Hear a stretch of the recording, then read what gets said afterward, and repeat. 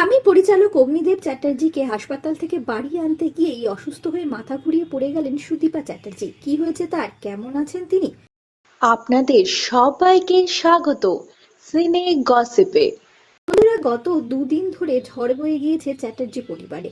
বৃহস্পতিবার আচমকাই অসুস্থ হয়ে পড়েন অগ্নিদেব চ্যাটার্জি। তাকে তড়িঘড়ি হাসপাতালে ভর্তি করানো হয়। ডাক্তারেরা জানান ব্রেন স্ট্রোক হয়েছে তার। বর্তমানে তিনি সুস্থ হয়েছেন, হাসপাতাল থেকে ছাড়া পেয়েছেন। তবে হাসপাতাল থেকে স্বামী অগ্নিদেব চ্যাটার্জিকে আনতে গিয়ে সেখানেই মাথা ঘুরিয়ে পড়ে গেলেন সুদীপা।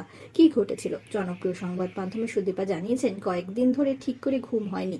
পর্যাপ্ত ঘুম না হলে রক্তচাপ বেড়ে যায়। হাসপাতাল থেকে যখন অগ্নিকে নিতে যাই তখন আচমকাই মাথাটা ঘুরে যায়, আর টাল সামলাতে পারিনি, পড়ে গিয়েছিলাম।